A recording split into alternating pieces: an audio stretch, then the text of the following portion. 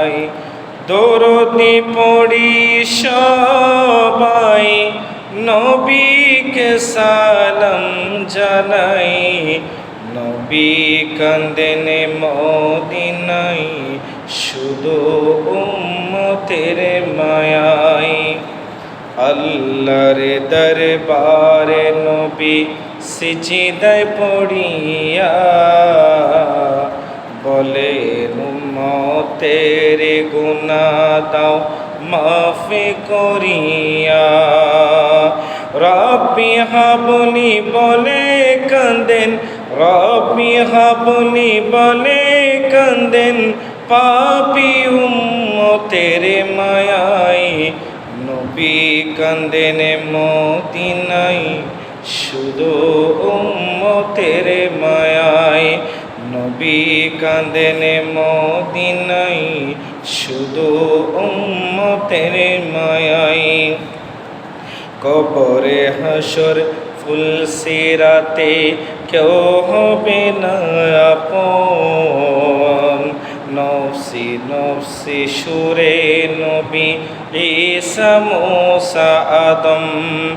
বাঁচতে হলে আইরে ছুটে, বাঁচতে হলে আইরে ছুটে, নবী প্রেমের আঙ্গিনায়।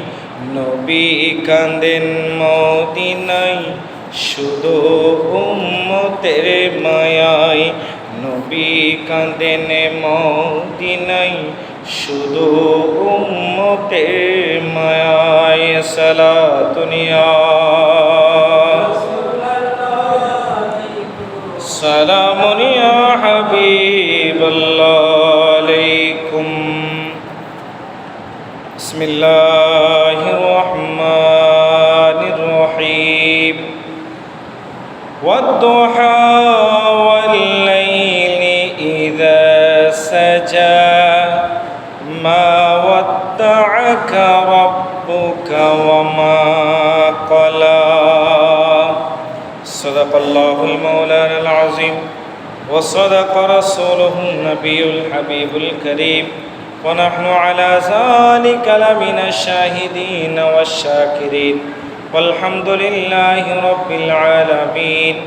ربي صل وسلم وبارك عليه. সম্মানিত উপস্থিতি মুসল্লিয়ানে کرام, রহমানি ওয়া রাহমাকুমুল্লাহু তাআলা। আসসালামু আলাইকুম ওয়া রাহমাতুল্লাহি ওয়া বারাকাতুহু। মহান আল্লাহর দরবারে লাখো কোটি শুকরিয়া জ্ঞাপন করছি যে আল্লাহ পাক রব্বুল আলামিন আজকে পবিত্র জুমার দিন, এই মহিমান্বিত দিনে আমাদের প্রত্যেককে মসজিদে আসার বসার সুযোগ করে দিয়েছেন। সে রব্বুল আলামিনের শুকরিয়া টেকচিবার বলি আলহামদুলিল্লাহ। সাথে সাথে লাখো কোটি দুরুদ ও সালামের হাদিয়া নজরানা পেশ করছি দয়াল নবী, কামলিওয়ালা নবী, দো জাহানের বাদশা নবী, রহমাতুল লিল আলামিন নবী, সরকার মুস্তফা সাল্লাল্লাহু আলাইহি ওয়াসাল্লামের নূরানি কদম মুবারকে। দয়াল নবী মদিনার জমিন থেকে আমাদের প্রত্যেকের দুরুদ ও সালামকে কবুল করুক, সকলে বলে আমিন। সাথে সাথে মাগফিরাত আর নাজাত কামনা করছি আমাদের যে সকল মুরব্বীরা আমাদেরকে ছেড়ে অন্ধকার কবরের বাসিন্দা হয়েছেন, আল্লাহ পাক রব্বুল আলামিন সেই মুরব্বীদের কবরগুলোকে আজকের জুমার দিনের ওসিলায় জান্নাতুল ফেরদাউসের বাগান বানিয়ে দিক, সকলে বলি আমিন। সম্মানিত হাজিরিন, আল্লাহ পাক রব্বুল আলামিন দয়াল নবীকে সৃষ্টি করে আল্লাহ পাক রব্বুল আলামিন আমার নবীর শানে পবিত্র কুরআনে কারীমাকে নাজিল করেছেন। পবিত্র কুরআনের একেবারে বিসমিল্লাহর বা থেকে শুরু করে সূরা নাসের সিন পর্যন্ত প্রত্যেকটা হরফে হরফে, প্রত্যেকটা আয়াতে আল্লাহ পাক রব্বুল আলামিন আমার নবীজির শান বর্ণনা করেছেন। জোরে বলুন সুবহানাল্লাহ। কোরআনে কারিমা হচ্ছে আমার নবীর উপরে নাজিল হয়েছে। এ কোরআনে কারিমার দ্বারা আল্লাহ পাক রব্বুল আলামিন এমন কিছু কিছু সূরা নাজিল করে দিয়েছেন যে সূরাগুলোর মাধ্যমে আল্লাহ পাক রব্বুল আলামিন নবীর শানকে বুঝিয়ে দিয়েছেন। জোরে বলেন সুবহানাল্লাহ। ঠিক তেমনিভাবে কোরআনে কারিমার 30 নম্বর পারায় 93 নম্বর সূরা কোরআনে কারিমার মধ্যে যে সকল সূরা রয়েছে, সকল সূরার মধ্যে আল্লাহ পাক রব্বুল আলামিন 93 নম্বর সূরা, যে সূরার নাম হচ্ছে সূরায়ে ওয়াদ-দুহা। জোরে বলুন সুবহানাল্লাহ।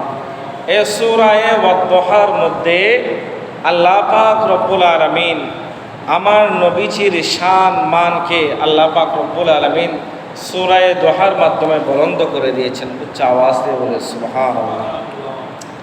আল্লাহ পাক কোরআনে কারিমার মধ্যে বলছেন বিসমিল্লাহির রহমানির রহিম ওয়াদ-দুহা। আল্লাহ পাক রব্বুল আলামিন বলছেন দুহার শপথ। এই দুহা মানে কি? দুহা মানে হচ্ছে যখন সূর্য উদিত হয়, সূর্য উদিত হওয়ার পরে একেবারে যখন পরিপূর্ণ আলো দেয়, একেবারে পরিষ্কার হয়ে যায় আকাশ, ঠিক ওই সময় থেকে শুরু করে যতক্ষণ পর্যন্ত সূর্য মধ্যখান থেকে হেলে না যায় ততক্ষণ পর্যন্ত এই সময়টার নাম হচ্ছে দোহা। এই সময়টার নাম হচ্ছে কি? দোহা। যে সময়ের মধ্যে তাফসীর কারকগণ বলেছেন যে সময়ের মধ্যে 2 রাকাত হোক, মানুষ 4 রাকাত হোক, এক সালামে যে নামাজ আদায় করে এই সালাতের নাম হচ্ছে চাশতের নামাজ। জোরে বলুন সুবহানাল্লাহ। এই চাশতের নামাজের ব্যাপারে এই কোরআনে কারিমার তাফসীরে এসেছে এবং এই দোহার মাধ্যমে আল্লাহ পাক রব্বুল আলামিন আমার নবীর যে বৈশিষ্ট্য, নবীর যে চেহারা, ওই চেহারার বর্ণনা আল্লাহ পাক রব্বুল আলামিন সূরা দোহার মধ্যে নাজিল করে দিয়েছেন। উচ্চ আওয়াজ দিয়ে বলেন সুবহানাল্লাহ। সালাতুন ইয়া রাসূলুল্লাহ আলাইকুম সালামুন ইয়া। দোহার অর্থ হচ্ছে আলোকিত। আল্লাহ পাক রব্বুল আলামিন এই দোহার মাধ্যমে নবীর চেহারা কিভাবে আলোকিত করলেন? রাসূল পাক সাল্লাল্লাহু আলাইহি ওয়াসাল্লাম যখন দুনিয়ার জমিনের মধ্যে তশরিফ আনলেন, হযরতে সাইয়েদনা আব্বাস রাদিয়াল্লাহু আনহু আমার নবী পাককে যখন আপন চেহারার দিকে তাকালেন, দেখতে পেলেন তিনি একবার ওই পূর্ণিমার চাঁদের দিকে তাকান, আরেকবার আমার নবীর চেহারার দিকে তাকান। তখন সাইয়েদনা আব্বাস রাদিয়াল্লাহু আনহু বলতে লাগলেন, খোদার কসম করে বলি, আমি আমার নবীর চেহারার দিকে তাকানোর পরে দেখতে পেলাম ওই পূর্ণিমার চাঁদের চাইতো আমার নবীর চেহারার মধ্যে আরো অনেক আলোকিত রয়েছে। জোরে বলুন সুবহানাল্লাহ। শুধু তাই নয়, হযরতে আয়েশা সিদ্দিকা রাদিয়াল্লাহু আনহা বলছেন, একদিন আমি ঘরের মধ্যে সুই সুতা নিয়ে কাপড় সেলাই করছিলাম, হঠাৎ করে ঘরের আলো নিভে গেল এবং আমার হাত থেকে ওই সুইটি পড়ে গেল। এমন সময় আমি মাটির মধ্যে ওই সুইখানা খুঁজতে লাগলাম। হঠাৎ করে দেখতে পেলাম আমার নবী, কামলিওয়ালা নবী ঘরের দরজা খুলে ঘরের মধ্যে যখন প্রবেশ করলেন, দেখতে পেলাম আমার ঘর পূর্ণিমার চাঁদের চাইতে আরো বেশি আলোকিত হয়ে গেল। জোরে বলুন সুবহানাল্লাহ। এবং সেই আলোর মাধ্যমে আমি আমার নবীর ওই চেহারায় ওয়াদ-দুহার মাধ্যমে আমি আমার ওই সুইখানা খুঁজে পেয়েছি। জোরে বলুন সুবহানাল্লাহ। সালাতুন ইয়া রাসূলুল্লাহ সালামুন ইয়া হাবিবাল্লাহ আলাইকুম। আমার নবীর একজন সবচাইতে ছোট সাহাবী, যে সাহাবীর নাম হচ্ছে হযরত আনাস রাদিয়াল্লাহু আনহু। হযরতে আনাস রাদিয়াল্লাহু আনহু বলেন, আমি আমার নবীর খেদমত করেছি 10 বছর। কয় বছর? 10 বছর খেদমত করেছি। আমার নবীর সবচাইতে ছোট সাহাবী হযরতে আনাস রাদিয়াল্লাহু আনহু, যিনি 10 বছর বয়স অবস্থায় আমার নবীর খাদেম ছিলেন। হযরতে আনাস রাদিয়াল্লাহু আনহু বলতে লাগলেন, আমি আমার নবীর খেদমত করা অবস্থায় অনেক ভুল করেছি, কিন্তু কোনোদিন নবীজি সাল্লাল্লাহু আলাইহি ওয়াসাল্লাম আমাকে ধমক দেন নাই, কোনোদিন আমাকে বড় কথা বলেন নাই। হযরতে আনাস রাদিয়াল্লাহু আনহু বলছেন, আমরা যখন ছোট অবস্থায় ছিলাম, আমরা মদিনাতে ছিলাম, যখন শুনতে পেলাম মক্কার নবী মুহাম্মদ মদিনার জমিনের মধ্যে তশরিফ আনবেন, হিজরত করবেন, তখন মদিনার ঘরে ঘরে পৌঁছে গেল, খবর পৌঁছে গেল। তারা বলতে লাগলো, আজকে মুহাম্মদ মদিনার জমিনের মধ্যে তশরিফ আনবেন। তখন মক্কার মানুষেরা একে একে করে দল বেঁধে, পুরুষরা সবাই, বৃদ্ধ পুরুষরা সবাই মিলে ঘর থেকে বের হয়ে গেল মুহাম্মদকে একটি নজর দেখার জন্য। ওই মদিনাবাসীর মধ্যে যে সকল মহিলারা ছিল, তারা ঘরের মধ্যে, ঘরের ছাদের উপরে এবং বিভিন্ন পাহাড়ের উপত্যকায় গিয়ে নবী মুহাম্মদকে দেখার জন্য, এক নজর দেখার জন্য তারা উঠে গেল। সেখানে বাইরে গিয়ে সবাই অপেক্ষা করছে। মক্কার মদিনার ছোট ছোট শিশুরা তারাও দৌড়াই গেল মুহাম্মদকে একটি নজর দেখবে বলে। তারা দৌড়াই যাওয়ার পরে তারা রাস্তার মধ্যে দাঁড়ালেন। আমার নবীজি সাল্লাল্লাহু আলাইহি ওয়াসাল্লাম যখন মদিনার গিরিপথ দিয়ে, দুই পাহাড়ের মাঝখানে যে গিরিপথ ছিল তখন সেটা অন্ধকার ছিল, তখন সেই গিরিপথ দিয়ে হেঁটে যাচ্ছে। আর হেঁটে যাওয়ার সাথে সাথে তারা, সেই ছোট বাচ্চারা বলতে লাগলো, আমরা তো আকাশের মধ্যে চাঁদ দেখেছি, পূর্ণিমার চাঁদ। পূর্ণিমার চাঁদ যখন উদয় হয় তখন চারিদিকে আলোকিত হয়ে যায়, কিন্তু খোদার কসম করে বলে হযরত আনাস রাদিয়াল্লাহু আনহু বলছেন, মক্কার ছোট ছোট বাচ্চারা বলছে, আজকে আসমানের তারা জমিনের মধ্যে চলে এসেছে। জুড়ে বলুন সুবহানাল্লাহ। সালাতুন ইয়া রাসূলুল্লাহ, সালামুন ইয়া হাবিবাল্লাহ আলাইকুম। তারা বলতে লাগলো, উনি নবী মুহাম্মদ, ওনার চেহারা এত সুন্দর, যার চেহারা এত সুন্দর, সেজন্য আল্লাহ পাক রব্বুল আলামিন আমার নবীর চেহারার মাধ্যমে সূরা দোহার মধ্যে সর্বপ্রথম এই দোহার মাধ্যমে আল্লাহ পাক রব্বুল আলামিন শপথ করেছেন। তাফসীর কারকগণ বলছেন, আল্লাহ পাক রব্বুল আলামিন আমার নবীকে সেই সূরত দান করেছেন, যে সূরত হচ্ছে চাঁদের চাইতেও অধিক আলো, সূর্যের চাইতেও অধিক আলো আমার নবীর চেহারার মাধ্যমে দিয়ে দিয়েছেন। জোরে বলুন সুবহানাল্লাহ। সালাতুন ইয়া রাসূলুল্লাহ, সালামুন ইয়া হাবিবাল্লাহ আলাইকুম। তখন সেই মক্কার মদিনার ছোট ছোট বাচ্চারা যখন আমার নবীকে দেখলেন, সাথে সাথে তারা একটা কবিতা বানিয়ে ফেললেন, যে কবিতা এখন তাদের জাতীয় সঙ্গীত। এই কবিতা হচ্ছে, তখন তারা সাথে সাথে কাউকে দেখলে সাথে সাথে কবিতা বানিয়ে ফেলতেন। সেই কবিতা হচ্ছেন, তালাআল বাদরু আলাইনা মিন সানিয়াতিল ওয়াদা ওয়াজাবা শুকরু আলাইনা মাদা লিল্লাহি দা। জোরে বলুন সুবহানাল্লাহ। আমার নবীজির শানে তারাও কি পড়তে লাগলেন, দুরূদ পড়তে লাগলেন। আমার নবীর শানে তারাও নাতে রসুল পড়তে লাগলেন। সুতরাং পেয়ারা হাজরিন, আল্লাহ যে আমার নবীকে সম্মান দিয়েছেন, সেটা সর্বপ্রথম মক্কা মদিনাবাসীর মাধ্যমে আল্লাহ পাক রব্বুল আলামিন দিয়ে দিয়েছেন। যেদিন আমার নবী মক্কা থেকে মদিনায় হিজরত করছেন, সেই দিন মদিনাবাসী যেভাবে আমার নবীকে এক নজর দেখার জন্য অপেক্ষা করেছিলেন, সেটাও বড় জুলুস হয়ে গেল। সুবহানাল্লাহ। পেয়ারা হাজরিন, সূরা দোহা, এ সূরা দোহার নাজিলের ক্ষেত্রে আল্লাহ পাক রব্বুল আলামিন এর পিছনে একটা কারণ রেখেছেন। রাসূল পাক সাল্লাল্লাহু আলাইহি ওয়াসাল্লাম যখন নবুয়ত প্রাপ্ত হলেন, নবুয়ত প্রাপ্ত হওয়ার পরে অনেক দিন পর্যন্ত আল্লাহ পাক রব্বুল আলামিন আমার নবীকে কোনো ওহী পাঠাচ্ছিলেন না।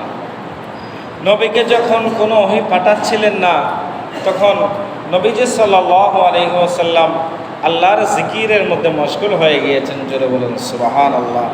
এবং আল্লাহর জিকিরে মশগুল হওয়ার পরে অনেক দিন যখন আল্লাহ পাক রব্বুল আলামিন কোনো ওহী পাঠাচ্ছেন না, তখন কিছু কাফেরগণ তারা আমার নবীকে কটূক্তি করে বলতে লাগলেন যে মুহাম্মদের খোদা মুহাম্মদকে ছেড়ে দিয়েছেন। জোরে বলুন নাউজুবিল্লাহ। মুহাম্মদের খোদা এখন আর মুহাম্মদের সাথে নেই, তাকে আর কোনো কি পাঠায় না, ওহী পাঠায় না। তো সেই মুহূর্তের মধ্যে আল্লাহ পাক রব্বুল আলামিন আয়াতে কারিমা নাযিল করে দিয়েছেন। বিসমিল্লাহির রহমানির রহিম। মা ওয়াদ্দাআকা রাব্বুকা ওয়া মা ক্বালা। আল্লাহ পাক রব্বুল আলামিন বলছেন, ইয়া রাসূলুল্লাহ, ইয়া হাবিবাল্লাহ, আপনি চিন্তা করবেন না, আপনি পেরেশান হবেন না। আল্লাহ পাক রব্বুল আলামিন আপনার রব আপনাকে পরিত্যাগ করেননি এবং না আপনাকে অপছন্দ করেন। আল্লাহ পাক রব্বুল আলামিন আপনাকে ভালোবাসেন। আল্লাহ পাক রব্বুল আলামিন আপনাকে মহব্বত করেন। আপনি চিন্তা করবেন না, আপনি পেরেশান হবেন না, আপনার রব আপনাকে ছেড়ে দেয় নাই। জোরে বলুন সুবহানাল্লাহ। আল্লাহ পাক রব্বুল আলামিন সূরা দুহা 2 নম্বর আয়াতে বলছেন, ওয়াদ-দুহা ওয়াল-লাইলি ইযা সাজা। যখন রাতের পর্দাকে আবৃত করা হয়, এই ঘটনা দ্বারা আল্লাহ পাক রব্বুল আলামিন এই ঘটনা দ্বারা বোঝাতে চেয়েছেন, তাফসীরকারগণ বলছেন, যখন হযরতে মূসা আলাইহিস সালাতু ওয়াস সালাম আল্লাহ পাক রব্বুল আলামিনের সাথে কথা বলতে যেতেন তুর পাহাড়ের মধ্যে, তিনি আল্লাহ পাক রব্বুল আলামিনের সাথে শুধু কথা বলতে পারতেন একটি সময়, যে সময়টা হচ্ছে দোহার সময়, যে সময়টার মধ্যে সূর্য একেবারে আলোকিত হয়ে যায়, চারিদিকে আলো ছড়িয়ে পড়ে। ওই সময়ে হযরতে মূসা আলাইহিস সালাতু ওয়াস সালাম তুর পাহাড়ের মধ্যে গিয়ে আল্লাহ পাক রব্বুল আলামিনের সাথে কথা বলতেন।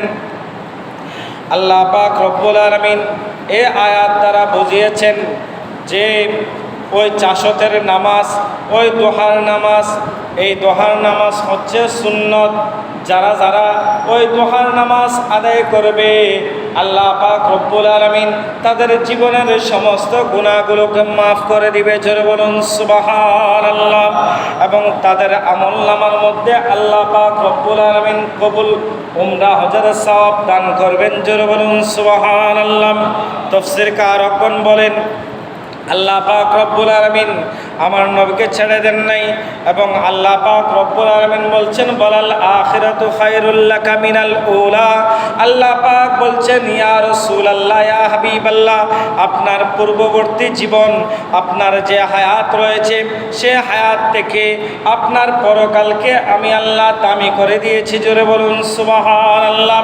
আল্লাহ পাক বলছেন, ইয়া রাসূলুল্লাহ, ইয়া হাবিবাল্লাহ, যখন পরবর্তী সময় আসবে, যখন হাসরের ময়দান চলে আসবে, ইয়া রাসূলুল্লাহ, ইয়া হাবিবাল্লাহ, আমি আপনাকে হাউজে কাউসার দান করেছি।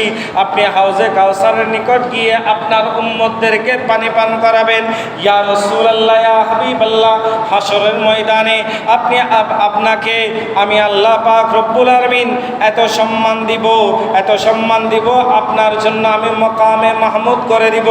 ইয়া রাসূলুল্লাহ, ইয়া হাবিবাল্লাহ, হাসরের ময়দানে একমাত্র দুলা হবেন আপনি। ওই দিন আপনি নবী যেভাবে চাইবেন আমি আল্লাহ সেইভাবে বিচার করব। জোরে বলুন সুবহানাল্লাহ।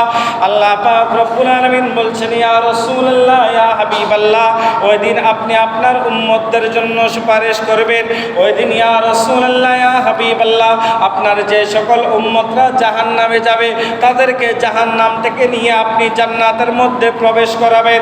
ইয়া রাসূলুল্লাহ, ইয়া হাবিবাল্লাহ, শুধু আপনার উম্মতদেরকে নয়, অন্যান্য নবীর উম্মতদেরকেও ইয়া রাসূলুল্লাহ, ইয়া হাবিবাল্লাহ, আপনার সুপারিশের মাধ্যমে আমি আল্লাহ রাব্বুল আলামিন তাদেরকেও জান্নাত দিয়ে দিব। জোরে বলুন সুবহানাল্লাহ। সালাতুন ইয়া রাসূলুল্লাহ, সালামুন ইয়া হাবিবাল্লাহ আলাইকুম।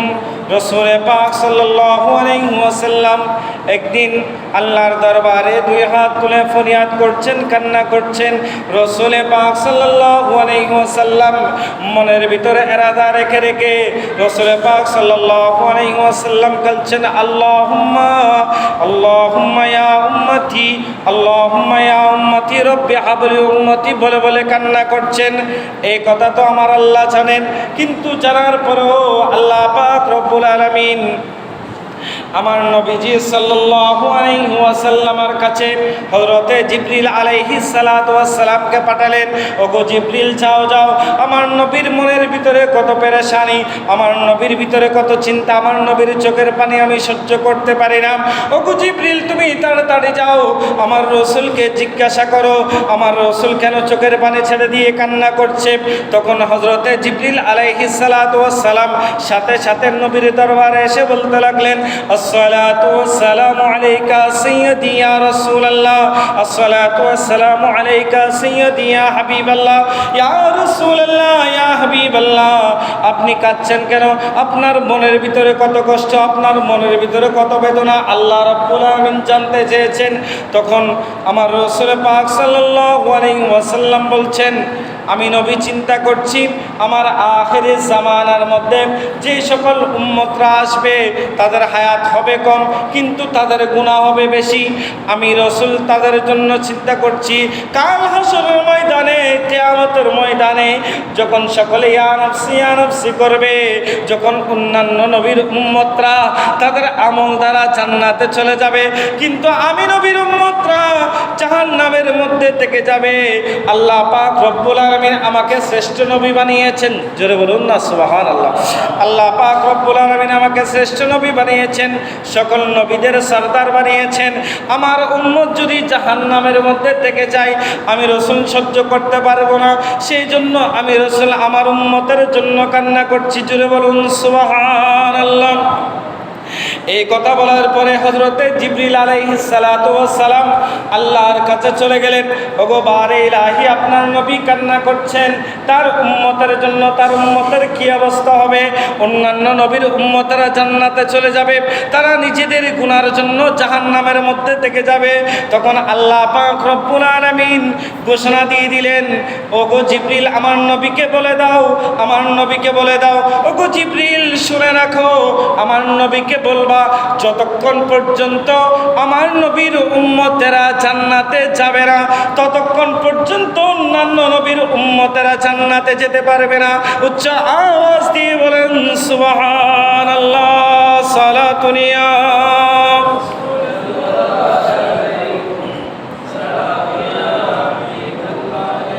আল্লাহ পাক রব্বুল আলামিন এই ঘোষণা দেওয়ার পরে আল্লাহ পাক রব্বুল আলামিন সূরা দুহার 5 নম্বর আয়াতের মধ্যে আল্লাহ পাক রব্বুল আলামিন বলে দিচ্ছেন, ওয়ালা সাওফা ইউতিকা রাব্বুকা ফাতারদা।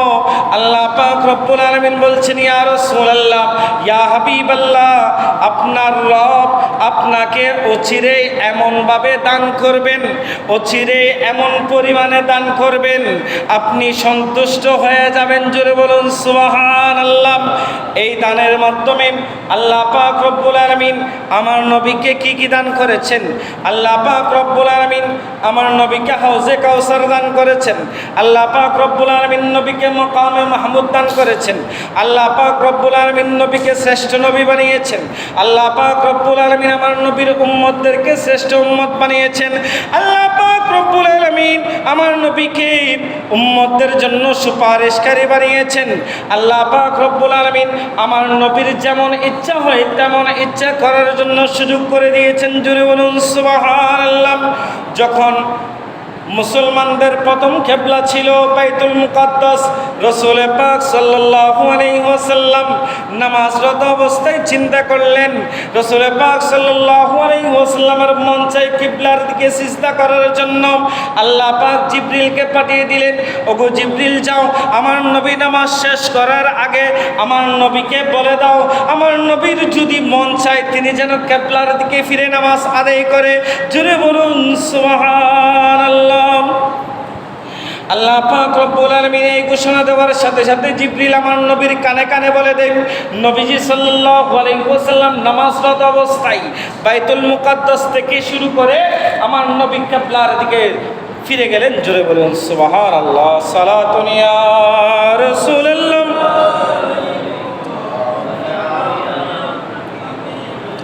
সুতরাং আল্লাহ পাক রব্বুল আলামিন নবীকে কত সম্মান দিয়েছেন, কত ইজ্জত দিয়েছেন কোরআনে কারিমার বর্ণনা। কথা বলেন ঠিক কিনা?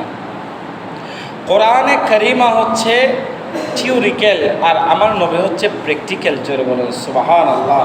এই কোরআনে কারিমার শান মান বুঝতে হলে আমাদেরকে আকল দিতে হবে। কি দিতে হবে? আকল দিতে হবে। আকল দিয়ে বুঝতে হবে। যারা কোরআনে কারিমা শুধু তেলাওয়াত করলে হবে না, কোরআনে কারিমার অর্থগুলো বুঝতে হবে। এই কোরআনে কারিমার আয়াতগুলোর মাধ্যমে আল্লাহ পাক রব্বুল আলামিন কি বলছেন না বলছেন সেটা আমাদেরকে কি করতে হবে? বলেন না, কি করতে হবে? বুঝতে হবে।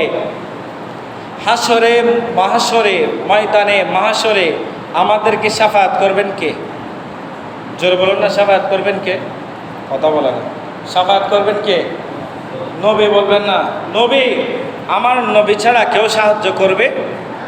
কিয়ামতের ময়দান এমন একটি ময়দান, মা সন্তানকে চিনবে না, সন্তান মাকে চিনবে না, বাবা সন্তানকে চিনবে না, সন্তান বাবাকে চিনবে না। যত কাছের আপনজন হোক কেউ কাউকে চিনবে না। কিয়ামতের ময়দান এমন একটি ময়দান।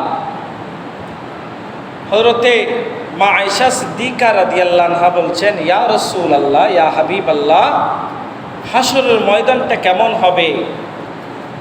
ইয়া রাসূলুল্লাহ, আপনি একটু বর্ণনা করুন না। তখন রাসূল পাক সাল্লাল্লাহু আলাইহি ওয়াসাল্লাম বলছেন, হাসরের ময়দানে যখন মানুষদেরকে তোলা হবে তখন সকলে থাকবে বস্ত্রহীন অবস্থায়, তাদের কারো গায়ের মধ্যে কোনো কাপড় চোপড় থাকবে না। হযরতে মা আয়েশা সিদ্দিকা রাদিয়াল্লাহু আনহা বলছেন, ইয়া রাসূলুল্লাহ, ইয়া হাবিবাল্লাহ, তো কেউ যদি কাপড় ছাড়া থাকে তাহলে একজন অন্যজনের দিকে তাকাবে না? আমাদের সমাজে এরকম আছে। এখন আমরা দেখি না, একজনের কাপড় চোপড় নাই তার দিকে তাকাই, আমাদের নজর চলে যায় অটোমেটিক। কথা বলেন ঠিক কিনা? কিন্তু হাসরের ময়দান এমন একটি ময়দান, রাসূল পাক সাল্লাল্লাহু আলাইহি ওয়াসাল্লামকে মা আয়েশা সিদ্দিকা রাদিয়াল্লাহু আনহা প্রশ্ন করছেন, ইয়া রাসূলুল্লাহ, তখন একজন কি অন্যজনের দিকে তাকাবে না? তখন তাদের কি লজ্জাবোধ আসবে না? তখন রাসূল পাক সাল্লাল্লাহু আলাইহি ওয়াসাল্লাম বলছেন, ও আয়েশা, হাসরের ময়দান এমন একটি ময়দান হবে, নিজের ঘামের সাগরের মধ্যে নিজে ডুবে যাবে, সাঁতার কাটবে। তখন সকলের ইয়া নফসি ইয়া নফসি সকলে নিজে করবে, অন্যের দিকে তাকানোর সুযোগ তখন থাকবে না। জোরে বলুন নাউজুবিল্লাহ। হাসরের ময়দান এটা এমন একটি কঠিন ময়দান। রাসূল পাক সাল্লাল্লাহু আলাইহি ওয়াসাল্লাম একদিন সকল সাহাবায়ে কেরামকে ডাকলেন। ডাকার পরে মজলিসের মধ্যে রাসূল পাক সাল্লাল্লাহু আলাইহি ওয়াসাল্লাম তাদেরকে জিজ্ঞাসা করলেন, আজকে রাত্রে তোমরা কি স্বপ্ন দেখেছ? তখন সাহাবায়ে কেরাম বলতে লাগলেন, ইয়া রাসূলুল্লাহ, ইয়া হাবিবাল্লাহ, আমরা রাত্রিবেলা তেমন কোনো স্বপ্ন দেখি নাই। ইয়া রাসূলুল্লাহ, ইয়া হাবিবাল্লাহ, আমরা কোনো স্বপ্ন দেখি নাই। রাসূল পাক সাল্লাল্লাহু আলাইহি ওয়াসাল্লাম বলছেন, আমি গত রাতে একটি স্বপ্ন দেখেছি। আচ্ছা বলেন তো, আমাদের স্বপ্ন আর নবীর স্বপ্নের মধ্যে বেশ কম আছে না নাই? আমরা রাত্রিবেলা যে স্বপ্ন দেখি ওই স্বপ্ন বাস্তবায়ন হতেও পারে, নাও হতে পারে, হয়তোবা তার উল্টাও হতে পারে। কিন্তু রাসূল পাক সাল্লাল্লাহু আলাইহি ওয়াসাল্লাম যে স্বপ্ন দেখেছেন সে স্বপ্ন বাস্তবে দেখেছেন। জোরে বলুন সুবহানাল্লাহ। রাসূল পাক সাল্লাল্লাহু আলাইহি ওয়াসাল্লাম বলছেন, আমি স্বপ্নের মধ্যে দেখতে পেলাম দুইজন আগন্তুক নূরানি ব্যক্তি এসে আমি নবীকে নিয়ে গেল। নিয়ে যাওয়ার পরে দেখতে পেলাম হঠাৎ করে একজন মানুষকে শোয়াই দেওয়া হলো। শোয়ানোর পরে ওই মানুষের মাথার উপরে বড় একটি পাথর নিয়ে এমনভাবে নিক্ষেপ করছে, মাথার উপর নিক্ষেপ করার সাথে সাথে ওই মাথা চুরমার হয়ে যায় এবং পাথর দূরে সরে যায়। জোরে বলুন নাউজুবিল্লাহ। রাসূল পাক সাল্লাল্লাহু আলাইহি ওয়াসাল্লাম দেখতে পেলেন, বলতে লাগলেন, রাসূল পাক সাল্লাল্লাহু আলাইহি ওয়াসাল্লাম বললেন, ওই ব্যক্তিকে মারার পরে যখন মাথা চুরমার হয়ে যায় তখন ওই ব্যক্তি, যে ব্যক্তি পাথর মেরেছে, সে ওই পাথরখানা কুড়িয়ে আনতে আনতে তার মাথা আবার আগের মতো হয়ে যায়। এইভাবে করে সে ব্যক্তি পাথর মারে, পাথর দূরে সরে যায়, পাথর আনতে আনতে আবার মাথা ঠিক হয়ে যায়। তখন রাসূল পাক সাল্লাল্লাহু আলাইহি ওয়াসাল্লাম তাদেরকে প্রশ্ন করলেন, এদের এই অবস্থা কেন? তখন ওই দুইজন আগন্তুক ব্যক্তি বলতে লাগলেন, এখানে শেষ নয়, আরও আছে, একটু সামনে আসুন। সামনে আসার পরে রাসূল পাক সাল্লাল্লাহু আলাইহি ওয়াসাল্লাম দেখতে পেলেন একজন ব্যক্তিকে দাঁড় করানো হলো মাঝখানে এবং চতুর্দিক থেকে কিছু ব্যক্তি তাকে পাথর মারছে, জোরে জোরে পাথর নিক্ষেপ করছে। ওই পাথরের আঘাতের মধ্যে সেই ব্যক্তি মারা যায়। আবার সেই পাথরগুলোকে তারা কুড়িয়ে নেয়, কুড়িয়ে নিয়ে আবার সেই পাথরগুলো মারতে থাকে, আবার জীবিত করে, এভাবে করে আবার মারতে থাকে। রাসূল পাক সাল্লাল্লাহু আলাইহি ওয়াসাল্লাম বলছেন, তাদের এই শাস্তি কেন? তখন তারা বললেন, ইয়া রাসূলুল্লাহ, এতটুকুতে শেষ নয়, আর একটু সামনের দিকে অগ্রসর হন। তখন রাসূল পাক সাল্লাল্লাহু আলাইহি ওয়াসাল্লাম একটু সামনের দিকে যখন অগ্রসর হলেন, দেখতে পেলেন একটা তন্দুল ছিলেন যেখানের মধ্যে রুটি মারা হয়। এই তন্দুল দেখতে পেলাম যার মুখ অনেক ছোট, কিন্তু তার ভিতরে বিশাল আকার। ওই বিশাল আকারের মধ্যে, সেই স্থানের মধ্যে দেখতে পেল কিছু উলঙ্গ নারী পুরুষকে ওই তন্দুলের মধ্যে জ্বালানো হচ্ছে। রাসূল পাক সাল্লাল্লাহু আলাইহি ওয়াসাল্লাম এই দৃশ্য দেখার পরে তাদেরকে জিজ্ঞাসা করলেন, তাদের এই অবস্থা কেন? রাসূল পাক সাল্লাল্লাহু আলাইহি ওয়াসাল্লামকে তারা বললেন, আর একটু সামনে চলুন। এই হাদিসখানা অনেক লম্বা, এতটুকুতে শেষ করছি। রাসূল পাক সাল্লাল্লাহু আলাইহি ওয়াসাল্লাম যখন ফিরে আসলেন, ওই দুইজন ফেরেশতা যারা ছিলেন, যারা রাসূল পাক সাল্লাল্লাহু আলাইহি ওয়াসাল্লামকে নিয়ে গেলেন, তারা নিজেদের পর্দা খুললেন।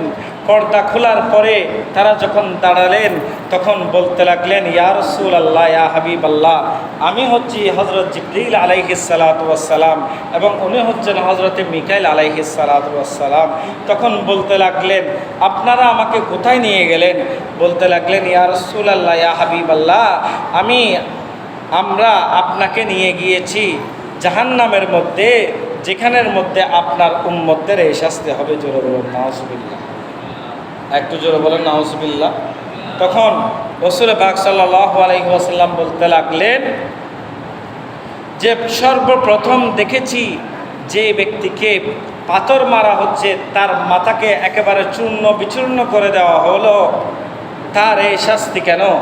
তখন রাসূল পাক সাল্লাল্লাহু আলাইহি ওয়াসাল্লামকে ওই ফেরেশতারা উত্তর দিতে লাগলেন, বলতে লাগলেন, ইয়া রাসূলুল্লাহ, ইয়া হাবিবাল্লাহ, এরা হচ্ছে ওই ব্যক্তি যারা সকাল বেলা ঘুম থেকে ওঠার পর থেকে শুরু করে রাত্রেবেলা ঘুমোতে যাওয়ার আগ পর্যন্ত যাদের জবানের মধ্যে সব সময় মিথ্যা কথা থাকতো। জোরে বলুন নাউজুবিল্লাহ। যারা সর্বদা মিথ্যা কথা বলতো, আল্লাহ পাক রব্বুল আলামিন তাদের জন্য এই শাস্তির ব্যবস্থা করেছেন। জোরে বলুন নাউজুবিল্লাহ। শুধু মিথ্যা কথা বলার শাস্তি হচ্ছে পাথর মেরে নিক্ষেপ করে তাদের মাথাগুলোকে চূর্ণ বিচূর্ণ করে দেবে। এরপরে রাসূল পাক সাল্লাল্লাহু আলাইহি ওয়াসাল্লাম বলছেন যে দ্বিতীয় শাস্তি দেখতে পেলাম, ওই দ্বিতীয় শাস্তি কি জন্য? তখন রাসূল পাক সাল্লাল্লাহু আলাইহি ওয়াসাল্লামকে ফেরেশতারা উত্তর দিলেন, ইয়া রাসূলুল্লাহ, ইয়া হাবিবাল্লাহ, এরা হচ্ছে আপনার ওই সকল উম্মত যারা কোরআন তেলাওয়াত করতে পারে কিন্তু কোরআন তেলাওয়াত করতো না, জোরে বলুন নাউজুবিল্লাহ। যারা কোরআন তেলাওয়াত করতে জানে, যাদেরকে কোরআন তেলাওয়াত শেখানো হয়েছে কিন্তু তারা ওই কোরআন তেলাওয়াত করে না, সেই জন্য তাদের ওই শাস্তি, তাদেরকে এভাবে পাথর দ্বারা নিক্ষেপ করা হবে, তারা মৃত্যুবরণ করবে, আবার জীবিত করা হবে, আবারও শাস্তি দেওয়া হবে, জোরে বলুন নাউজুবিল্লাহ। এখন তো দেখা যায় আমাদের ঘরের মধ্যে এমনও জায়গার মধ্যে কোরআন শরীফটা এমনভাবে পড়ে রয়েছে, কোরআন শরীফের মধ্যে এতগুলো ধুল, খবর নেই, কথা বলেন ঠিক কিনা? অনেক দিন যাবৎ কোরআন পড়ে আছে, ওই কোরআনের কোনো খবর নেই। ঘরের মধ্যে যে টিভি রয়েছে সেই টিভিকে অনেক পরিষ্কার করে রাখা হয়, অন্যান্য আসবাবপত্রগুলোকে পরিষ্কার করে রাখা হয়, কিন্তু ওই কোরআনকে তুলে রাখা হয়েছে। কিন্তু এখন আমাদের সমাজের মধ্যে এমন ফজিলতওয়ালা ব্যক্তি আছে, রমজান মাস একদিনে আসলে তারা ওই কোরআনটা নামায়, কথা বলেন ঠিক কিনা? এমন ব্যক্তি দেখেছি আমার কাছে এসেছে, বলছে হুজুর রমজান মাস চলে এসেছে, এখান থেকে একটা কোরআন শরীফ দেন, কোরআন শরীফ পড়ে। জোরে বলুন নাউজুবিল্লাহ। আমার মেয়ে কোরআন খতম দিবে, হুজুর একটি কোরআন শরীফ নিয়ে যায়, জোরে বলবেন না নাউজুবিল্লাহ। এ কোরআনে কারীমের তেলাওয়াত, যে কোরআনে কারীমের একটি অক্ষর শুধু আলিফ, এই আলিফ তেলাওয়াত করলে আল্লাহ পাক রব্বুল আলামিন তার আমলনামার মধ্যে 10টি নেকি লিখে দিবেন, জোরে বলুন সুবহানাল্লাহ। এই কোরআনে কারীমের তেলাওয়াত যেহেতু আপনারা করছেন না, যারা তেলাওয়াত করে না তাদের এই শাস্তি। সেজন্য রাসূল পাক সাল্লাল্লাহু আলাইহি ওয়াসাল্লাম বলছেন, দৈনিক কোরআন তেলাওয়াত করার জন্য দৈনিক অন্ততপক্ষে আপনারা এক পারা না পারেন, এক পারা পড়তে হবে না, এক পৃষ্ঠা পড়েন। কয় পৃষ্ঠা? এক পৃষ্ঠা কোরআন তেলাওয়াত করেন। এক পৃষ্ঠা পড়তে 5 মিনিট লাগবে না, লাগবে? 5 মিনিট লাগলো আল্লাহর রাস্তায় আমরা ব্যয় করলাম, কথা বলেন ঠিক কি না? এক পৃষ্ঠা দৈনিক যারা পারেন এক পৃষ্ঠা কোরআন তেলাওয়াত করবেন। যারা কোরআন তেলাওয়াত করে না তাদের শাস্তি হচ্ছে কিয়ামতের ময়দানে, শাস্তি হয়ে যাওয়ার পরে যখন জাহান্নামের মধ্যে নিয়ে যাওয়া হবে, ঠিক সবার মাঝখানে রেখে আপনাকে পাথরগুলো নিক্ষেপ করা হবে। সুতরাং পবিত্র কোরআনে কারিমা তেলাওয়াত করবেন। কোরআনে কারিমা তেলাওয়াত করলে ওই ঘরের মধ্যে আল্লাহ পাক রব্বুল আলামিন বরকত দান করবেন, জোরে বলুন সুবহানাল্লাহ। এখন আমাদের মধ্য থেকে বিশ্বাস একিন উঠে গিয়েছে, আল্লাহ পাক রব্বুল আলামিন কোরআনের মাধ্যমে কি দেন নাই? আল্লাহ পাক রব্বুল আলামিন এই যে আমাদের উপরে এত আযাব গজব দেন, এই যে এত শাস্তিগুলো দেন, কেন দেন? আল্লাহ পাক রব্বুল আলামিন আমাদেরকে যে এত অসুখ বিসুখ দিয়েছেন, আল্লাহ পাক রব্বুল আলামিন কোরআনের মধ্যে বলছেন, সূরা বনী ইসরাঈলের মধ্যে বলছেন, ওয়া নুনাজ্জিলু মিনাল কোরআনি মা হুয়া শিফাউ ওয়া রাহমাতুল লিল মুমিনিন। আল্লাহ বলছেন এই কোরআন হচ্ছে মুমিনদের জন্য শেফা, জোরে বলুন সুবহানাল্লাহ। কোনো ব্যক্তি অসুস্থ হয়ে গিয়েছে, তার কানের পাশে গিয়ে কোরআনে কারীমের সূরা তেলাওয়াত করেন, তার কানের পাশে গিয়ে সূরা ফালাক, সূরা নাস তেলাওয়াত করেন, তার কানের পাশে গিয়ে সূরা ফাতিহা, সূরা ইখলাস পড়েন। আল্লাহ পাক রব্বুল আলামিন আমাদেরকে সুযোগ করে দিয়েছেন। রাসূল পাক সাল্লাল্লাহু আলাইহি ওয়াসাল্লাম বলছেন, কোন ব্যক্তি যদি বিশ্বাস ইয়াকিন নিয়ে একবার সূরা ফাতিহা এবং 3 বার সূরা ইখলাস পড়ে, আল্লাহ পাক রব্বুল আলামিন তার আমলনামার মধ্যে পূর্ণ কোরআন শরীফ খতমের সওয়াব দান করেন, জোরে বলুন সুবহানাল্লাহ। কোন ব্যক্তি যদি পূর্ণ ইয়াকিন নিয়ে সূরা ফাতিহা 7 বার করে পানিতে ফুঁক দিয়ে প্রত্যেকদিন খায় এবং আয়াতুল কুরসি পড়ে যদি পানিতে ফুঁক দিয়ে খায়, ওই ব্যক্তিকে কোনো জাদু না প্রবেশ করবে না, জোরে বলুন সুবহানাল্লাহ। কোনো জাদুটোনা তাকে কি করতে পারবে না, ছুঁইতে পারবে না। কোরআনে কারীমের সূরা ফাতিহার মধ্যে এতবার আল্লাহ পাক রব্বুল আলামিন এত রহমত প্রবেশ করিয়ে দিয়েছেন। কোরআনে কারীমের যতগুলো সূরা রয়েছে, প্রত্যেক সূরাকে 114টি সূরার মধ্যে 113টি সূরা আল্লাহ পাক রব্বুল আলামিন একবার নাজিল করেছেন। আর কোরআনে কারীমের মধ্যে সবচাইতে সর্বপ্রথম যে সূরা, সূরা ফাতিহা, এই সূরা ফাতিহাকে আল্লাহ পাক রব্বুল আলামিন 3 বার নাজিল করেছেন, জোরে বলুন সুবহানাল্লাহ। মানুষের যে শরীরের যে অসুস্থতা শেফা এ সূরা ফাতিহার মাধ্যমে আল্লাহ পাক রব্বুল আলামিন দিয়ে দিয়েছেন। কিন্তু আমরা আজকে কোরআন তেলাওয়াত করি না, কথা বলেন ঠিক কিনা? আজকে থেকে আমরা ইনশাআল্লাহ কোরআন তেলাওয়াত করতে পারবো কি পারবো না? জোরে বলুন না, পারবো কি পারবো না? অন্ততপক্ষে সূরা ইখলাস মুখস্থ নাই, আছে কি না? সূরা ফাতিহা মুখস্থ আছে, সূরা ফাতিহা পড়বেন। যারা কোরআন তেলাওয়াত করতে পারেন না তাদের জন্য বলছি, আবার দেখিয়েন যারা কোরআন তেলাওয়াত করতে পারেন তারা এটা করিয়েন না। যারা তেলাওয়াত করতে পারেন না আমার কাছে আসবেন, ইনশাল্লাহ শিখিয়ে দেবো, একটা সময় করে আসলেও শিখিয়ে দিব ইনশাল্লাহ। যারা কোরআন তেলাওয়াত করতে পারেন না অন্ততপক্ষে সূরা ফাতিহা তেলাওয়াত করতে পারেন, সূরা ফাতিহা পড়বেন, 3 বা সূরা ইখলাস পড়বেন। প্রত্যেক দিন রাত্রিবেলা যখন ঘুমোতে যাবেন আল্লাহর দরবারে তওবা করে, রাসূল পাক সাল্লাল্লাহু আলাইহি ওয়াসাল্লাম বলছেন, তোমরা কি প্রত্যেক দিন কোরআন কারীমের খতম চাও? তোমরা কি জান্নাতের দরজা দিয়ে প্রবেশ করতে চাও? তোমরা কি ঘুমের মাধ্যমে যদি মৃত্যুবরণ হয় তোমরা কি শাহাদাতের মৃত্যু চাও? তোমরা কি এই মৃত্যুর সাথে সাথে তোমরা জান্নাতে যেতে চাও? তখন রাসূল পাক সাল্লাল্লাহু আলাইহি ওয়াসাল্লাম বলছেন, প্রত্যেক দিন রাতে ঘুমানোর আগে একবার সূরা ফাতিহা 3 বার সূরা ইখলাস পড়ে ঘুমিয়ে যাওয়া, আল্লাহ পাক রব্বুল আলামিন তোমার আমলনামার মধ্যে কোরআন কারীমের খতমের সওয়াব লিখে দিবেন। এবং আল্লাহ পাক রব্বুল তুমি যদি ওই রাত্রে মৃত্যুবরণ করো সাথে সাথে তোমাকে আল্লাহ পাক রব্বুল আলামিন জান্নাতের মধ্যে প্রবেশ করিয়ে দিবেন। চলে বলুন সুবহানাল্লাহ। এবং আল্লাহ পাক রাসূল পাক সাল্লাল্লাহু আলাইহি ওয়াসাল্লাম বলছেন, কোনো ব্যক্তি যদি প্রত্যেক দিন ফরজ নামাজের পরে, আমরা যে ফজর, জোহর, আসর, মাগরিব, এশা 5 ওয়াক্ত নামাজ পড়ি, 5 ওয়াক্ত নামাজের ফরজ নামাজগুলো পড়ি না, যেগুলো ইমাম সাহেবের পিছনে আদায় করেন, ফরজ নামাজের পরে কোনো ব্যক্তি যদি আয়াতুল কুরসি পড়ে, রাসূল পাক সাল্লাল্লাহু আলাইহি ওয়াসাল্লাম বলছেন ওই ব্যক্তি জান্নাতে যাওয়ার জন্য শুধুমাত্র মৃত্যু দরকার। সে ব্যক্তি মৃত্যুবরণ করার সাথে সাথে আল্লাহ পাক রব্বুল আলামিন তাকে জান্নাতের মধ্যে প্রবেশ করাই দিবেন। জোরে বলুন সুবহানাল্লাহ। এরপরে রাসূল পাক সাল্লাল্লাহু আলাইহি ওয়াসাল্লাম ওই যে 3 নম্বর শাস্তি, যেটাকে তন্দুলের মধ্যে রাসূল পাক সাল্লাল্লাহু আলাইহি ওয়াসাল্লাম দেখেছেন, উলঙ্গ পুরুষ মহিলাকে সেখানে রাখা হলো। যারা দুনিয়ার জমিনের মধ্যে ব্যভিচার করেছে, অন্যায় করেছে, অবাধ মেলামেশা করেছে, আল্লাহ পাক রব্বুল আলামিন তাদেরকে এই শাস্তিগুলো দিচ্ছে। জোরে বলুন নাউজুবিল্লাহ। সুতরাং আল্লাহ পাক রব্বুল আলামিন আমাদেরকে কোরআন এবং হাদিস মোতাবেক চলার তৌফিক নসিব করে, সকলে বলে আমিন। আজকে সূরা দোহার অর্ধেক তাফসীর করেছি। কোরআনে কারীমের তাফসীর অনেক কঠিন, যদি একটা আয়াত নিয়ে তাফসীর করতে যায় অনেক সময়ের দরকার। আল্লামা ইমাম ফখরুদ্দিন রাজি রহমতুল্লাহ আলাইহি উনি সূরা ফাতিহার তাফসীর করেছেন, শুধুমাত্র সূরা ফাতিহার তাফসীর করেছেন 350 পৃষ্ঠা। কয় পৃষ্ঠা? 350 পৃষ্ঠা তাফসীর করার পরও আল্লামা ইমাম ফখরুদ্দিন রাজি রহমতুল্লাহ আলাইহি বলেন যে আমি এখনো সূরা ফাতিহার আলহামদুলিল্লাহি রাব্বিল আলামিনের তাফসীর করতে পারি নাই। জোরে বলুন সুবহানাল্লাহ। কোরআনে কারীম এটা হচ্ছে অনেক বিশাল, এটার মর্তবা হচ্ছে অনেক বিশাল। আপনি যদি প্রত্যেকটা আয়াত নিয়ে যদি আপনি গবেষণা করেন তাহলে অনেক কিছু পেয়ে যাবেন। আজকে যারা নবীর সম্মান নিয়ে কথা বলে তারা যদি বেশি অন্য কোনো কিছু লাগবে না, যদি শুধুমাত্র সূরা দোহার তাফসীর করে, কি করে সূরা দোহার তাফসীরগুলো পড়ে, তাহলে তারা বুঝে যাবে কত সম্মান আল্লাহ পাক রব্বুল আলামিন আমার নবীকে দিয়েছেন। আল্লাহ পাক রব্বুল আলামিন আমাদের প্রত্যেকের আসা যাওয়া হাজিরিকে কবুল করে, সকলে বলে আমিন। প্রত্যেককে 5 ওয়াক্ত নামাজ এবং কোরআন তেলাওয়াত করার সুযোগ করে দেন, সকলে বলে আমিন। ওয়া আখিরু দাওয়ানা।